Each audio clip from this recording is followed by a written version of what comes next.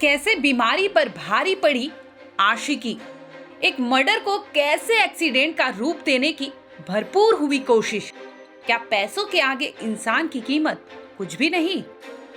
UP के संभल से एक बेहद हैरान कर देने वाला मामला सामने आया है, जहां बीमारी के चलते एक शख्स के साथ वो हुआ जिसकी कल्पना से आपकी रूह कांप जाएगी। रिश्तों के टूटते डोर का कसूरवार सुन आप भी दंग रह जाएंगे। दरअसल कैला देवी थाना क्षेत्र के गांव मुबारकपुर निवासी राम निवास का शव कुछ दिन पहले यानी 12 मार्च को संभल रोड पर खून से लथपथ हाल में मिला था। मौके पर पुलिस ने मृतक के शव को पोस्टमार्टम के लिए भेज दिया था, लेकिन राम निवास के शव की हालत देखकर आशंका जताई जा रही थी कि हत्या कर शव को यहां फेंका गया था।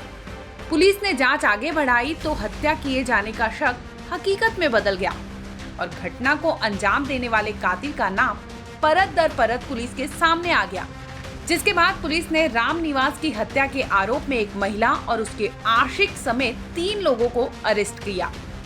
आरोपियों से पूछताछ में सामने आया कि राम निवास काफी समय से बीमारी से जूझ रहा था, जिसकी वजह से उसकी पत्नी राजवती थक गई थी और वो खुद को अकेला महसूस करने लगी थी। देखते ही देखते ये दूरी इतनी बढ़ गई कि इस गैप को फील करने के लिए कोई तीसरा एंट्री मार लिया। ये जानकर हैरानी होगी कि मृतक राम निवास की पत्नी का गांव के ही राशन डीलर के भाई विजय सिंह से अफेयर चलने लगा और दोनों के बीच रिलेशन के चलते विजय सिंह अक्सर राजवती को फ्री में राशन दिया करता था, जिसकी वजह से राजवती को घर चलाने में काफी मदद मिलती थी। लेकिन समय के साथ राजवती अपने आशिक के करीब आते गई और अपने पति से उतने ही दूर होते गई। अब राजवती अपने पति राम निवास के साथ नहीं रहना चाहती थी। बस फिर तो क्या था, बाकायदा प्लानिंग रची और वारदात को अंजाम देने के लिए बकरे की तलाश करने लगी। अपने पति राम निवास को रास्ते से हटाने के लिए अपने आशिक विजय सिंह से फोन पर बात की। इसके बाद ये दोनों मिले और महिला के प्रेमी विजय सिंह ने राजवती को सलाह दे डाली।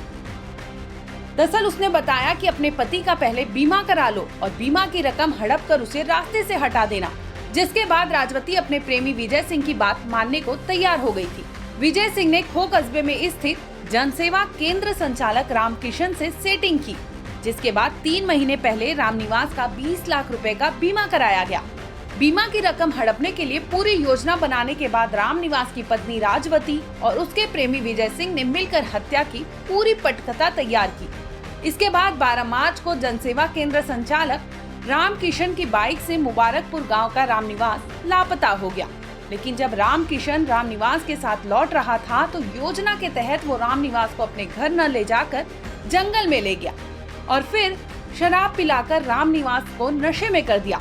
इसी बीच विजय सिंह और उसका साथी धर्मेंद्र भी मौके पर पहुंच गए और राम निवास की रॉड से हमला कर हत्या कर दी।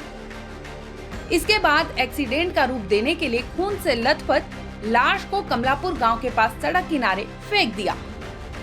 12 तारीख की रात्रि को थाना कैला देवी स्थित गवा रोड पे एक व्यक्ति की सड़क पर बॉडी मिली थी, जिसपे प्रथम दृष्टया मारपीट करके फेंका ज्ञात हुआ था, परंतु उसको एक्सीडेंट का रूप दिया गया था। इस संबंध में पुलिस द्वारा पोस्टमार्टम कराया गया, जहाँ पे इस चीज़ की पुष्टि हुई।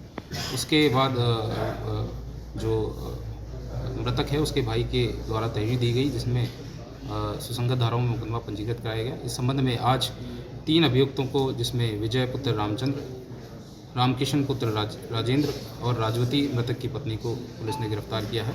इसमें प्रकरण इस प्रकार से निकल के आया है कि जो राजवती है उसके विजय के साथ बोलचाल था और पति से वो अलग रह रही थी, और रामकिशन एक जनसेवा केंद्र चलाता है और उसके द्वारा मृतक का 20 लाख का कुछ समय पहले बीमा कराया गया था, जिसमें नॉमिनी राजवती थी।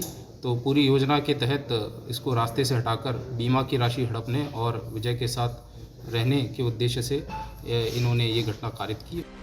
हालांकि जांच के बाद पुलिस ने पत्नी राजवती, उसके प्रेमी विजय सिंह और जन सेवा केंद्र संचालक रामकिशन को गिरफ्तार कर लिया है। पूछताछ में पता चला कि मृतक की पत्नी राजवती की तबीयत खराब होने के कारण उसके पति विजय सिंह से संबंध हो गए थे।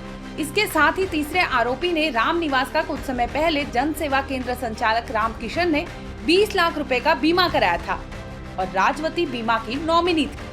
इस तरह पूरी घटना में ये बात सामने आई कि मृतक की पत्नी राजवती ने बीमा की रकम 20 लाख रुपए हड़पने और अपने प्रेमी विजय सिंह के साथ रहने के लिए अपने ही पति की हत्या की थी।